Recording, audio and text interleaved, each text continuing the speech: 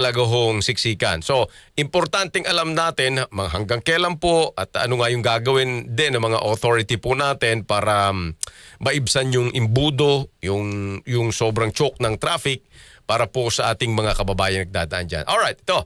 At tagapagsalita po ng National Capital Region Police Office ay atin pong naabala ngayong umaga at atin lang pong kukwentuhin. Si Police Major Hazel Asilo ng NCRPO. Major, magandang umaga po sa inyo. Yes po, magandang umaga po. Opo, salamat sa inyong panahon. So ito pong permit ngayon sa rally, well, on paper yata ma'am ay 8 o'clock to 8 p.m. Pero ano ho bang information dito? Will the protest, will the march continue hanggang late night na po, hanggang tomorrow? Yung po program po nila is nag-start na po sa ngayon, alas 8. So depende po sa magiging pag-usap or kung sila po ay ma-extend. Yung approval po kasi nito, nakalagay po doon sa permit na nakuha nila if maaari po siyang ma-extend. Pero wala sila doon na extendable po yung kanilang permit na nakuha. So hindi na po necessary na mag-secure sila ng panibagong permit since nakalagay po doon na pwede po silang ma-extend yung oras na ibinigay sa kanila. Depende po sa sitwasyon at sa pag-uusap. Oo, indefinite pala siya. Oo, kumbaga parang open time, no, kumbaga sa naglalaro.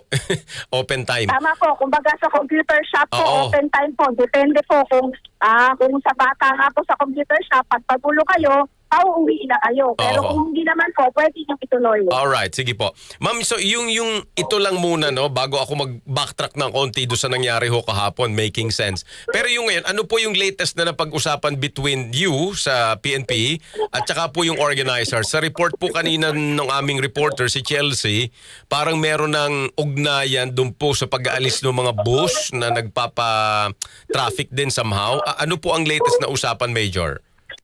Sa ngayon po, maluwag, medyo compared po kahapon, maluwag na po yung EDSA, nakakadaan naman na po yung ating mga motorista.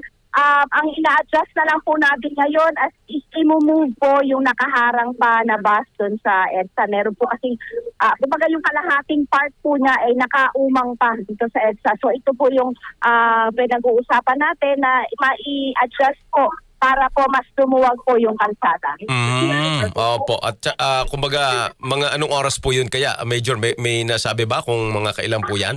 Anong oras? Actually ngayon po, nandito po kami ngayon. Okay. Kausap po natin ngayon yung organizer po at sinasabi naman na po na i-adjust na po since nandito rin po yung NMDA, yung representative po ng INC at syempre ang NCRP. Opo. Ma'am, and then update do sa mga kahapon, may mga naaresto, may mga dinala po sa presinto na nagkaroon ng commotion, mga batuhan, paluan. Kumusta po yon?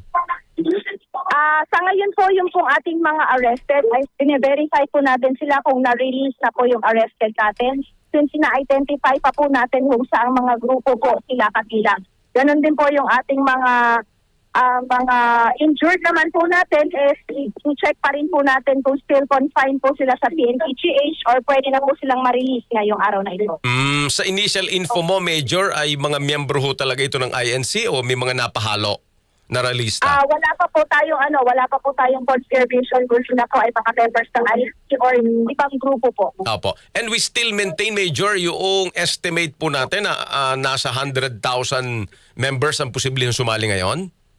Yan po ang nakalagay na at most number of participants dun sa kanilang permit. So hindi po natin masasabi kung kaya po nilang i-generate ang bilang na yan. Kasi ang tinitingnan lang po natin is kung ano yung bilang nila kahapon ay malamang hindi lang naman po yung maging bilang nila sa kayo.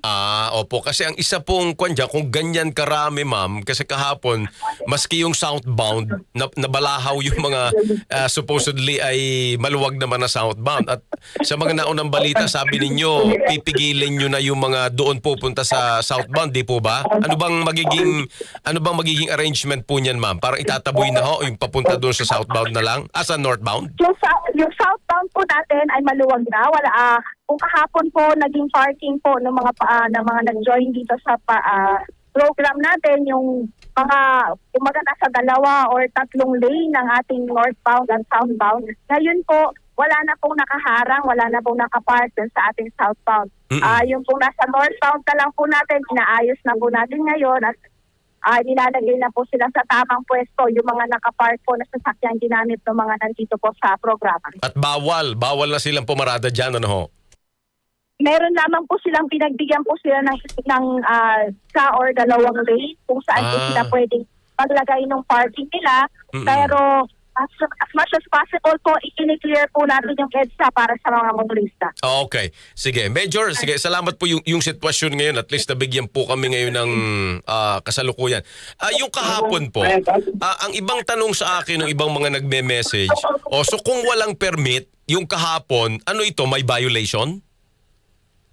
Ang tungkol po sa violation na yan, ipinag-uusapan po natin yan ng pamunuan ng INC, ng ILG, ng PNP, kung ano po ang mga sanctions or mga positing kung sakali man po na may mga kaso, pwede silang kaharapin doon sa ginawa po nilang surprise na run. Opo, kasi sa experience nyo ma'am, kasi kung wala nga home permit, paano ho yun? Clear violation na ho yun? Na wala naman kasing permit?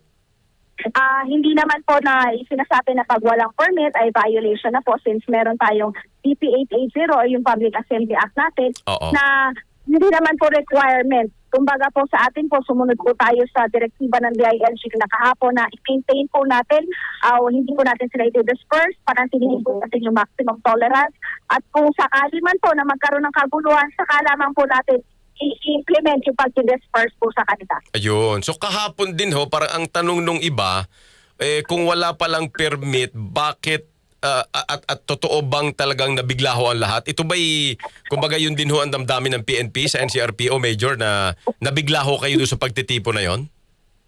Hindi naman po sa nabigla. Meron po tayo initial, may mga information naman po tayo na magkakaroon sila ng pagtitipon. Yun nga lang po yung exactong date kung kailan sila magtitipon. Yun po yung hindi natin na pinpoint. At regarding po sa permit nila na sinasabi ng mga tao na wala silang permit pero hinayaan po silang magkaroon ng programa para po sa naman ng lahat ay mga protesters po natin sa ibang lugar ay hinahayaan din naman po natin silang pagkandak po ng kanilang mga programa kahit wala po silang permit. At saka kung tama ba ako Major, na ang People Power Monument area, area din talaga siya for assembly, ano? Kamagain po. Kung hindi ako nagkakamali nga, yung People Power Monument area din talaga siya for public assembly, yung binabanggit nyo kanina. Oo. Yung po area na ginagamit po nila ay white paint, hindi po siya for public assembly. So, kailangan po talaga nila mag-secure. Ayun. Sa yung sa White Plains Avenue. Alright. Sige, last na Major. So, ngayon po, para lang din malinaw, maximum tolerance, whatever happens, no? Ang yan po yung marching order sa atin. Ano po? Yes po, maximum tolerance po, paggalang sa kanilang karapatan at syempre po ang pagpapanatili, ang pag-implement po ng police operational procedures. May mga additional po bang abiso sa inyo ang PNP Chief o ang Pangulo regarding this? Naman po, kundi panatili lamang po natin na maging maayos yung kanilang pagtitipon at syempre po isaalang-alang din po natin yung ating mga motorista at commuters na gumagamit po ng EDSA. Alright. Major, salamat po sa inyong panahon at information, ma'am. Thank you. Maraming salamat po. Police Major Hazel Asilo, tagapagsalita po ng National Capital Region Police Office or NCR.